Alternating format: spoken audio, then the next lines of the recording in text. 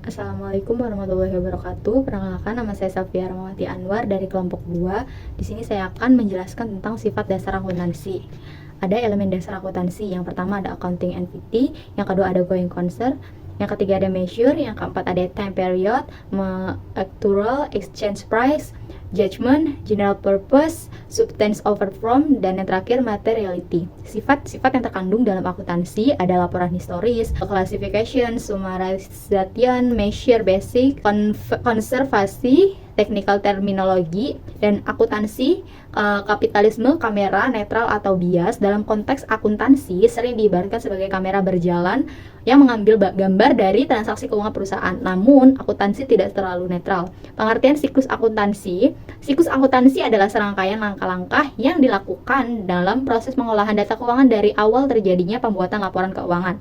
Tahapan umum dalam siklus akuntansi yang pertama ada pengumpulan data, pengidentifikasian transaksi, pengelolaan data, penyesuaian, penutupan, dan persiapan laporan keuangan. Itu sebagian dari siklus akuntansi. Terima kasih.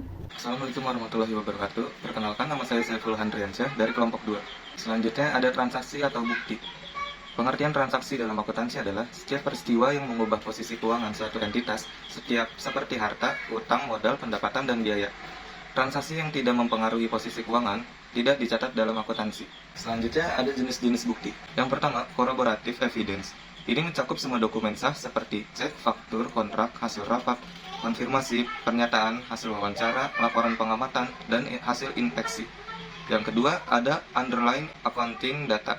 Ini mencakup semua catatan dalam bentuk buku-buku, jurnal, neraca lajur, laporan keuangan, dan lain-lain, yang digunakan sebagai tempat mencatat transaksi hingga penyajian laporan keuangan. Selanjutnya, buku harian jurnal. Dalam sistem pembukuan Belanda, transaksi dicatat secara kronologis dalam buku harian tanpa melakukan klasifikasi atau penjelasan tambahan.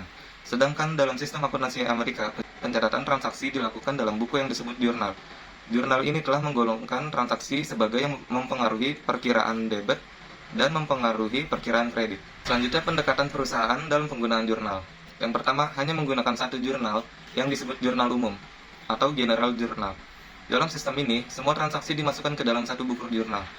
Berikutnya, menggunakan dua jenis jurnal, yaitu yang pertama jurnal khusus, digunakan untuk mencatat transaksi sejenis yang sering terjadi dalam perusahaan. Misalnya jurnal penjualan, jurnal pembelian, jurnal penerimaan kas, dan jurnal pengeluaran kas. Yang kedua, ada jurnal umum, digunakan untuk mencatat transaksi yang tidak tertampung dalam jurnal khusus. Selanjutnya, kegunaan buku jurnal. Yang pertama, jurnal penjualan untuk mencatat transaksi penjualan kredit. Kedua, jurnal pembelian untuk mencatat transaksi pembelian kredit. Yang ketiga, jurnal penerimaan kas untuk mencatat transaksi penerimaan kas. Selanjutnya, yang keempat, jurnal pengeluaran kas untuk mencatat transaksi pengeluaran kas. Dan yang terakhir, yang kelima adalah jurnal umum untuk mencatat transaksi yang tidak tertampung dalam jurnal khusus. Selanjutnya, ada buku besar. Pengertian buku besar merupakan tempat untuk menampung seluruh transaksi yang telah diklasifikasikan melalui jurnal. Seluruh entry jurnal dipindahkan ke buku besar atau mencatatnya. Assalamualaikum warahmatullahi wabarakatuh. Perkenalkan, nama saya Milda dari kelompok 2. Di sini saya ingin menjelaskan tentang pengertian neraca lajur. Neraca lajur adalah alat yang digunakan untuk menyusun laporan keuangan dengan lebih mudah. Neraca lajur dapat memiliki berbagai jumlah lajur seperti 8, 10, atau 12 lajur. Masing-masing berisi dua lajur yang berbeda fungsi. Kemudian ada neraca percobaan, yaitu neraca yang menggabungkan semua perkiraan dengan mencatat jumlah debit dan kredit dari setiap buku besar. Kemudian ada neraca saldo, yaitu membuat semua perkiraan tetapi hanya mencatat saldo akhirnya saja.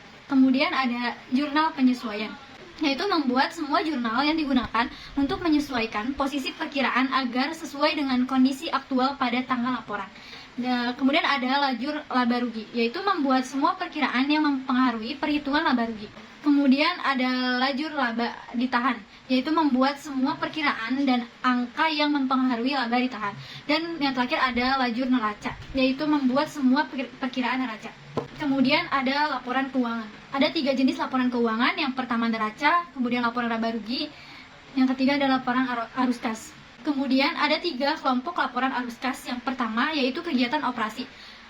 Kas yang berisi dari transaksi operasional yang mempengaruhi laba rugi, aktiva, dan utang lancar. Kemudian ada kerugian investasi, yaitu kas yang berasal dari kegiatan investasi seperti penambahan atau penjualan aktiva tetap. Kemudian ada kegiatan keuangan, yaitu kas yang berasal dari penerimaan dana dari utang, modal jangka panjang, pembayaran dividen, dan lainnya.